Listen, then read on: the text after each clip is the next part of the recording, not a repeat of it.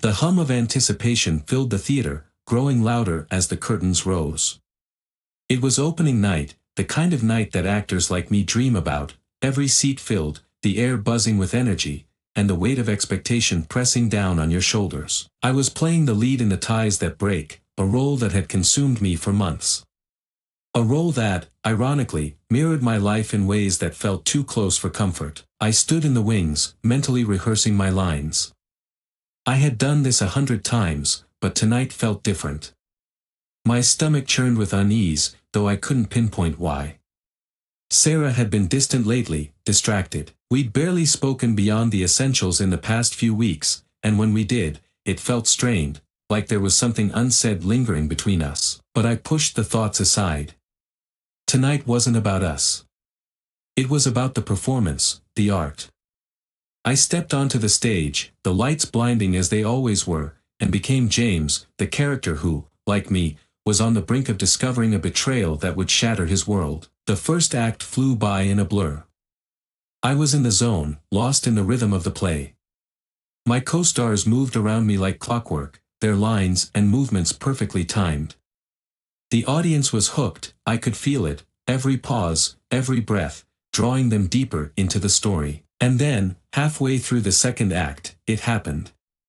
A flicker of movement in the audience caught my eye. It wasn't unusual, people shifting in their seats, leaning in to whisper to one another. But this was different. It drew my attention like a magnet. My gaze drifted to the balcony, where I saw them, Sarah and Derek. They weren't just sitting together, they were entwined, his arm possessively around her waist, her head resting on his shoulder. My throat went dry. I had to blink several times, telling myself I was imagining it. But no. I wasn't. Derek, the smug billionaire who always found his way into our social gatherings, was leaning in to kiss my wife, right there, in front of everyone. His lips brushed hers with a casualness that made me feel sick. For a moment, the world around me seemed to stop. My co-star's lines faded into a muffled hum, the audience a blur of indistinct faces. All I could see was Sarah, her eyes closed, her body leaning into Derek's.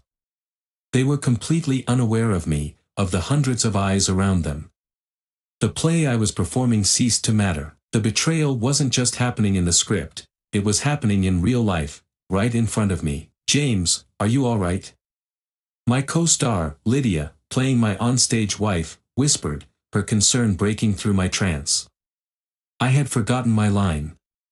The audience shifted in their seats, the brief pause palpable. Yeah, I'm fine, I muttered, forcing myself to focus. But I wasn't fine. Not by a long shot. I stumbled through the rest of the scene, the words coming out in fragments, my mind split between the lines and the gut-wrenching sight in the balcony. When the curtains fell on the second act, I practically ran backstage, ripping off the jacket of my costume as I went. My heart pounded in my chest as I burst into my dressing room. There she was, waiting for me, leaning against the vanity like nothing had happened. Like she hadn't just destroyed our life in front of an audience. Sarah! I barked, slamming the door behind me. What the hell was that out there? Her head snapped up, startled by the force of my voice, but her expression quickly shifted back to something calm, almost indifferent. What are you talking about, John? I pointed toward the stage. You were up there with Derek, kissing him. In front of everyone. During my performance. My voice cracked, the shock of the situation making it hard to keep my composure. Sarah didn't flinch. She sighed, brushing a strand of hair behind her ear, as if she couldn't be bothered to care. John, this isn't the time. We'll talk later. Later? I spat, my voice rising. You think we can just talk about this later? You were kissing Derek in the middle of a packed theater. Everyone saw. Why are you acting so surprised? She asked, her voice maddeningly calm. It's been over between us for a while now. You just didn't want to see it. My jaw clenched. And this is how you decide to tell me? By publicly humiliating me? What the hell is wrong with you, Sarah? She finally met my eyes, and for the first time, I saw something in her expression, pity. John, we've been living separate lives for months. You're so wrapped up in your career, in these performances, that you didn't even notice. I could barely contain my fury. You think that justifies this? Throwing our marriage away for Derek? He's a joke, Sarah. You're making a fool of yourself. She stepped closer, her voice softening. I don't love you anymore, John. I haven't for a long time. Those words hit harder than I expected. I had known things weren't perfect between us, but hearing her say it out loud felt like a punch to the gut. My hands balled into fists at my sides, trying to stop them from shaking. So this is it. You're ending our marriage, just like that. She sighed again, this time with a note of finality. I'm not ending anything, John. It's already over. I stared at her, my chest tight, my throat closing in. The woman I had loved, the woman I had shared a life with for years, was standing in front of me, as cold as a stranger. Unbelievable, I muttered, turning away. I couldn't look at her anymore. Just, get out. I can't deal with this right now. There was a long pause. I heard her take a step toward the door. I'm sorry, John. But it's better this way. I didn't respond. The door clicked shut behind her, and I was left alone in the dressing room, the weight of her betrayal settling in. I stood there, staring at my reflection in the mirror, the character makeup smeared across my face, the lights around the vanity casting harsh shadows. On stage, I had played a man deceived. Off stage, the betrayal was real. The days following the betrayal were a haze of anger and disbelief. I barely managed to sleep, each night replaying the scenes from that fateful performance in my head. Each time, the gut-wrenching moment of seeing Sarah with Derek sent a fresh wave of fury crashing over me. I needed to regain control, to take back the narrative she had stolen so brazenly from me. By the end of the week, my anger had morphed into a cold resolve. I was done being a victim. I was going to make Sarah feel the consequences of her choices. As I sat in the small cafe around the corner from the theater, I pulled out my phone and began composing a text to my closest friends, the people who had supported us as a couple. I hesitated for a moment, considering my words carefully. Then, with a deep breath, I typed, "Hey everyone, I have some news. Sarah's been seeing Derek behind my back. Just thought you should know." It felt good to finally let it out. I hit send and watched as the bubbles appeared, one by one, signaling that my friends were reading the message. Within minutes, my phone buzzed with replies, a flurry of shocked reactions flooding in. "Are you serious?" Tom, one of my best friends, replied almost immediately. "I can't believe Sarah would do that." I texted back, my heart racing. "It gets worse. She's been lying to all of us. I'm done with her." The cafe around me faded into a blur as I felt the weight of the impending storm. I was going to tell everyone what she had done. Sarah had built her social status on appearances, and I would be the one to shatter that facade. 2 nights later, I arranged a casual get-together with a few friends at my apartment, a small gathering to celebrate the opening of the play and, inadvertently, to unveil the truth about Sarah. The atmosphere was light, laughter echoing through the space as we shared drinks and memories from the production. It felt normal, almost comforting, until I dropped the bomb. "I appreciate everyone coming out tonight," I said, raising my glass to capture their attention. "But there's something important I need to share." I glanced around, making eye contact with Tom, who nodded in encouragement. "Sarah and I, we're getting a divorce." Gasps filled the room. People leaned in, their expressions a mix of shock and curiosity. "What happened?" asked Mia, a close friend who had always been supportive of our relationship. I took a deep breath, letting the tension build before unleashing my truth. "She's been cheating on me. With Derek." Silence fell, followed by a chorus of disbelief. "No way!" Tom exclaimed, his eyes wide. "I can't believe that. She always seemed so into you." "Yeah, well, it turns out she was more into Derek than me," I replied, a bitter edge creeping into my voice. "They've been seeing each other for months, right under my nose. It's pathetic, really." Mia shook her head, looking genuinely sorry for me. I had no idea things were so bad between you two.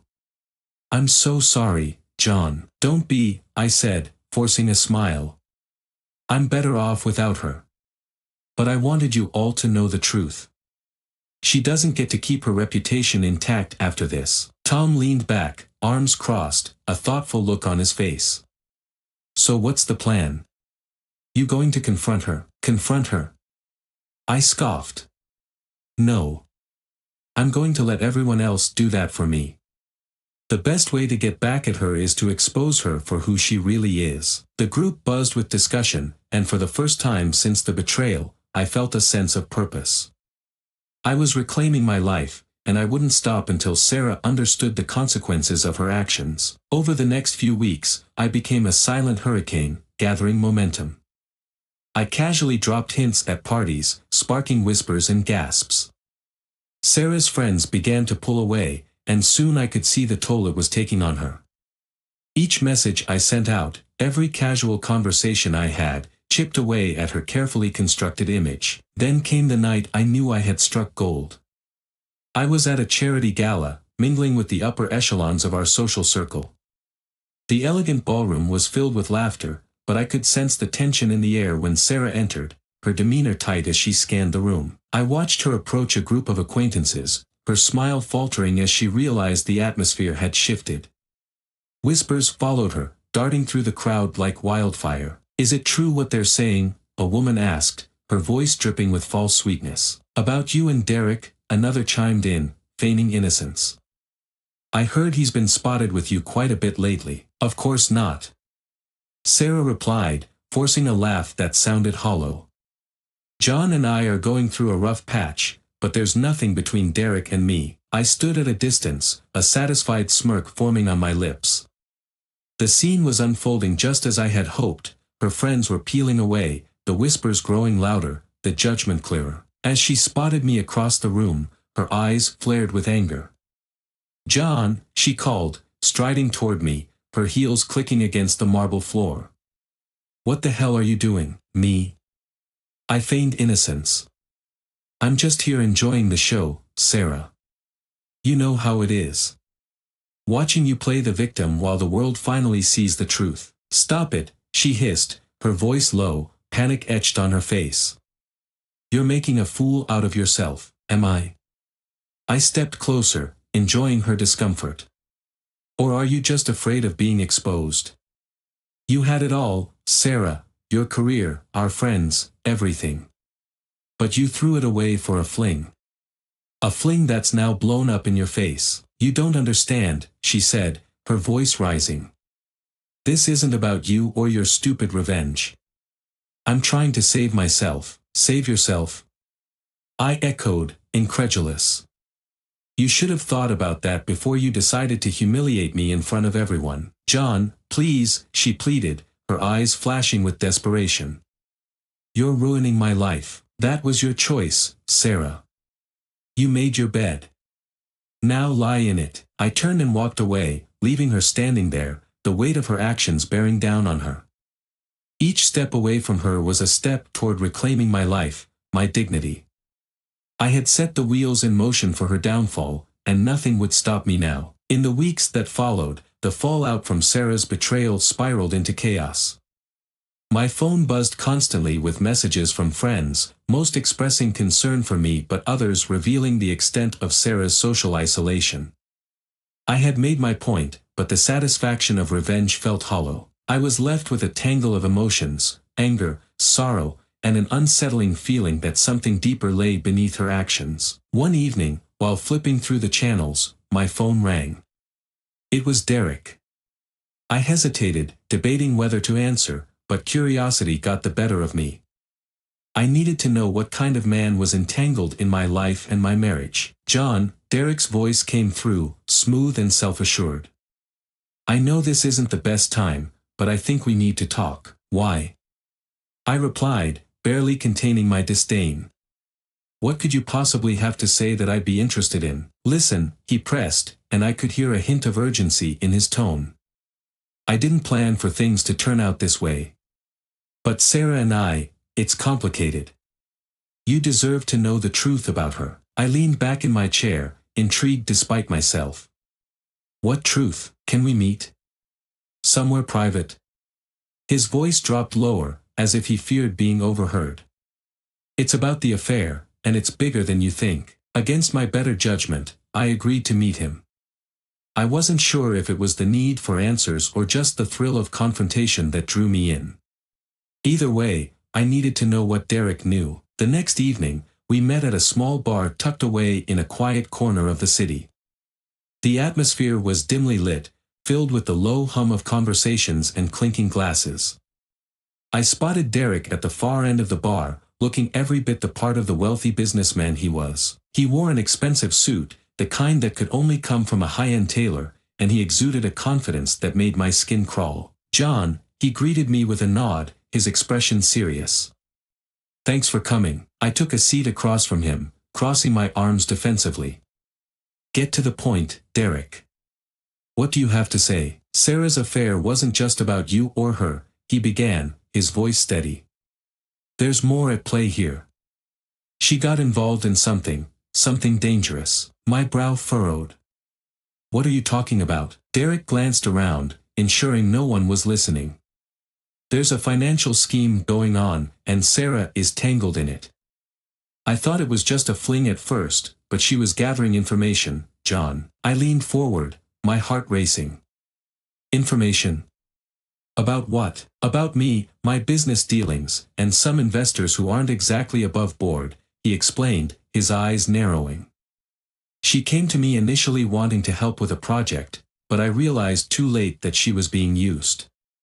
People are watching her, John. It's not just a love affair, it's a web of deceit and corruption." I shook my head, disbelief flooding through me. "You expect me to believe that Sarah, my wife, is involved in some shady business?" "It sounds ridiculous, I know," Derek replied, his tone earnest. "But I've seen the documents. She's been receiving money from someone to gather intel. I thought it was just an affair, but it's so much more." Who is behind this?" I asked, my mind racing. I could feel the walls of my reality crumbling as I considered the implications. Derek hesitated before answering, his expression grave. "I don't know for sure, but I have my suspicions. Some of the investors I work with have ties to organized crime. I never thought she'd get involved, but she's been playing a dangerous game." "Why are you telling me this?" I pressed, feeling the weight of his words sink in. "What do you want from me?" "Because I think she's in trouble," he said, leaning closer. "And if she's gone too far, there's no telling what might happen next. We need to figure this out together, for her safety." My mind whirled. Sarah had betrayed me, but the idea that she might be caught in something lethal sent a chill down my spine. "Where is she now?" "Missing," Derek replied, frustration lacing his voice. "I haven't seen her in days, and I fear she may have gotten herself into deep trouble." I left the bar, Derek's words echoing in my mind like a relentless drumbeat. My emotions swung wildly between anger at Sarah for putting herself, and me, at risk and concern for her safety. How had I not seen the signs? I needed answers, and I needed them fast. The following morning, I decided to confront Sarah. I had no idea where she might be, but I knew I had to try. I drove to our old apartment, the one we had shared before the betrayal. It felt strange, almost foreign, but I pushed through the unease. When I arrived, the door was ajar, swinging gently in the breeze. I knocked, but there was no answer. Hesitant, I pushed it open, stepping inside. The apartment was dark and quiet, the air stale, but I noticed the lights were still on in the living room. "Sarah?" I called, but the silence that followed was deafening. I stepped further inside, my heart pounding in my chest. As I moved toward the living room, I spotted her purse on the coffee table, her phone buzzing beside it. Then, I saw it, a piece of paper peeking out from underneath a stack of mail. I pulled it free and felt my stomach drop. It was a contract, detailing a payment to Sarah for services rendered, with a name I recognized all too well, Derek's business partner. My head spun as I read the details, and a sinking realization hit me like a freight train. She hadn't just been playing with fire, she had been fully engulfed in flames. John. Sarah's voice broke through my thoughts as she stepped into the room, her eyes wide with shock. What are you doing here? Looking for answers, I replied, holding up the contract. What the hell is this? She froze, her expression shifting from surprise to something darker. You shouldn't be here. Too late for that, I shot back, stepping closer. You're in over your head, Sarah. What did you get yourself involved in? I can explain, she stammered, her confidence faltering as she looked at the paper in my hand. Explain. I echoed, my voice rising. You betrayed me and put yourself at risk, and now you expect me to just sit here and listen. She took a step back, her expression turning to one of desperation. John, please. You don't understand. I was trying to protect us. Protect us? I repeated incredulously. By cheating on me? By getting involved with people who are dangerous? You were playing a game that could cost you your life. Tears welled in her eyes, but there was an edge of defiance in her voice. I didn't have a choice. I thought I could keep us safe, but it spiraled out of control. I'm in too deep, John. As she spoke, a sense of betrayal washed over me once again. You put us in danger. And now, I have no idea who you're dealing with or how far this goes. Her gaze fell to the ground. I know I messed up. But I need your help. They'll come after me, and I can't do this alone. I hesitated, torn between the rage I felt and the remnants of the love I had for her. Help you? I scoffed, anger bubbling to the surface. You're the one who got yourself into this mess. Why should I help you now? Because I never meant for it to go this far, she pleaded, desperation creeping into her voice. I didn't want this. I was trying to survive, John. The reality of the situation sank in, and as much as I wanted to turn my back on her, I couldn't ignore the fact that Sarah was still my wife, even if the trust was shattered.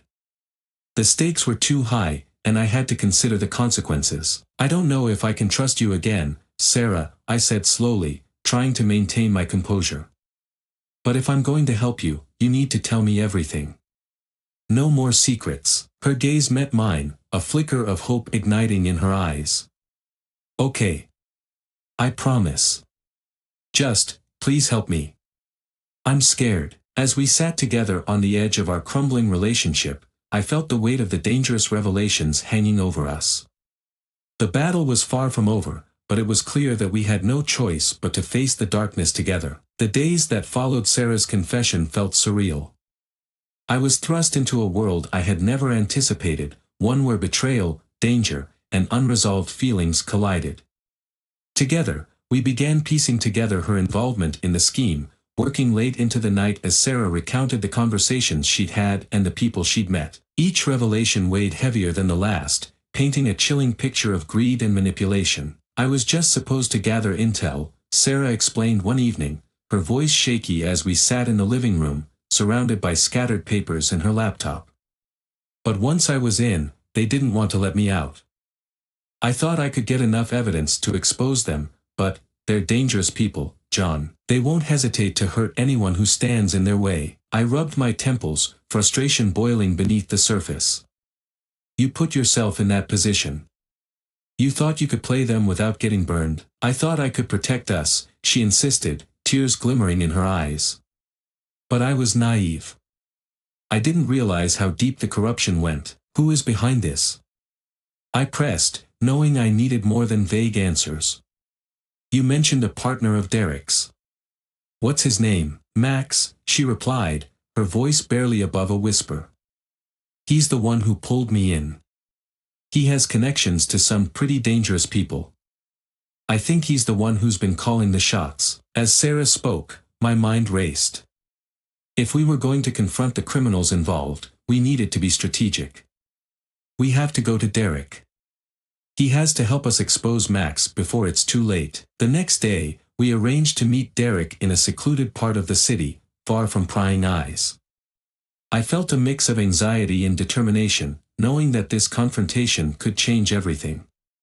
We arrived at the rundown diner Derek had chosen. a dimly lit place with peeling wallpaper and a few scattered customers. Derek was already seated in a booth, his brow furrowed as he spotted us. "I'm glad you came," he said, gesturing for us to sit. "We need to act quickly. Max has been getting suspicious. Do you have a plan?" I asked, leaning in, my voice low. "Yeah, but it's risky," Derek replied, his gaze shifting between us. "Max wants Sarah to get information on me. If we can turn the tables and use her to bait him, we might be able to catch him off guard." "Bait him?" I echoed, incredulous. "You want her to put herself at risk again?" "I'm not putting myself back in the fire," Sarah interjected, her voice firm. "I won't be a pawn anymore." Derek raised his hands in defense. "Listen, we need a way to draw him out. If we can make him think Sarah's still on his side, we can gather enough evidence to bring him down." "I don't like this," I said, my heart racing. "What if he sees through the act?" "He won't," Derek assured, confidence seeping into his tone. "Max is arrogant. He thinks he's untouchable. That's why he won't see it coming." I looked at Sarah, searching for any hint of uncertainty in her eyes, but she held my gaze with a steely determination. "If this is the only way to stop him, then I'm in." "Okay," I conceded, feeling the weight of the situation pressing down on me. "But we do this carefully. We'll need evidence, something that ties him to all the corruption." The next week was a whirlwind of preparation. Sarah and I spent every moment strategizing, ensuring we had every detail in place. We practiced our roles. She would act as if she were still loyal to Max, feeding him false information while gathering the evidence we needed. The day of the meeting arrived, and I felt a knot of anxiety in my stomach as we drove to the warehouse where Max had arranged to meet Sarah. "Remember, act natural," I reminded her as we parked. "If he suspects anything, it could all blow up in our faces." "Just trust me," she replied, her voice steady but laced with fear. "I'll handle it." As she stepped out of the car, I watched her walk toward the entrance, her silhouette growing smaller as she approached the ominous building. I knew I had to trust her, but the thought of her facing Max alone sent shivers down my spine. I parked a block away, waiting anxiously as time crawled by. Every passing minute felt like an eternity, and I could feel the tension tightening in my chest. Suddenly, I saw a figure appear at the entrance, Max. He stood there, his posture relaxed, but there was a menace in his demeanor that made my blood run cold. I knew I had to intervene. I made my way to the entrance, careful to keep my movements quiet. As I approached, I heard snippets of their conversation. "You did well to come back, Sarah," Max said, his voice dripping with a false charm. "I knew I could count on you." "I've been gathering information like you asked," Sarah replied, her tone cool but shaky. "But it's getting risky. What if someone finds out?" I held my breath, feeling the tension rise. I stepped into the shadows, straining to hear more. "Don't worry about that," Max replied, a laugh escaping his lips. "You've proven your loyalty. Just keep feeding me what I need, and we'll both benefit from this." In that moment, something inside me snapped. I couldn't let Sarah do this alone. With a surge of adrenaline, I stepped out of the shadows, confronting Max head-on. "You think you can play her like this and get away with it?" Max turned, surprise flickering across his face. "John. What are you doing here?" I advanced, my fists clenched. "You're not going to use her anymore. This ends now." "Ah, but you see," Max said, his voice mocking, "you've walked into my territory. You should have known better than to come here." "Leave her out of this," I spat, stepping closer. "She's not your pawn." Max's eyes narrowed, a dangerous smile creeping across his face. "You really think you can protect her? You're too late. You have no idea what you're up against." Before I could respond, he lunged forward, aiming for me. I dodged, feeling the rush of adrenaline course through my veins as I grappled with him. We exchanged blows, the fight a blur of movement and chaos. Sarah, momentarily forgotten in the fray, cried out, "John. Be careful." I pushed Max back, using all my strength to gain the upper hand. Just as I had him pinned, I heard the sound of approaching footsteps. My heart raced as I glanced toward the entrance, where Derek appeared, flanked by two burly men who looked ready for a fight. "Max!" Derek shouted, rushing forward. "This is over." In a flash, the situation escalated. Max broke free from my grasp and turned to face Derek, a sneer plastered on his face. "You think you can take me down? You have no idea who you're dealing with." Derek shot a quick look at me, his expression fierce. "We need to subdue him before he gets away." As the two men lunged at Max, I turned back to Sarah, who was watching with wide eyes, a mix of fear and determination. "Are you okay?" I asked, my voice low. "I'm fine," she replied, her breath shaky. "But we need to end this." In the midst of the chaos, I noticed a glint of metal on the floor. It was a gun, slipped from one of Max's men. I reached for it, heart pounding, and with newfound resolve, I pointed it at Max. "Enough. This ends now." Max's bravado faltered as he raised his hands in surrender, the shock in his eyes palpable. "You wouldn't shoot me, John. You're better than that." "I won't let you hurt anyone else," I replied, my grip steady. "You've caused enough pain." Derek and his men subdued Max's accomplices, securing them as I kept my focus on Max. "You're going to answer for everything you've done, and I'll make sure you're behind bars for a long time." "Don't think this is over," Max hissed, his eyes filled with venom. "You have no idea what you're getting into." "Maybe not," I said, a sense of finality washing over me. "But I'm not afraid of you anymore." With Max apprehended and the police on their way, I turned back to Sarah, who stepped toward me, her expression a mixture of relief and regret. "John, I'm so sorry. I didn't mean for any of this to happen." I took a deep breath, feeling the weight of everything crashing down around me. "I know, but trust has been shattered. We have a long road ahead." "I'll do whatever it takes to make it right," she promised, her voice earnest. "I just want to fix this." As the flashing lights of police cars illuminated the warehouse, I couldn't shake the feeling of uncertainty about our future. We had survived this confrontation, but at what cost? In that moment, I realized that while I could walk away from the past, the scars it left behind would take time to heal. I stepped outside, the cool air hitting my face, and I knew this was only the beginning.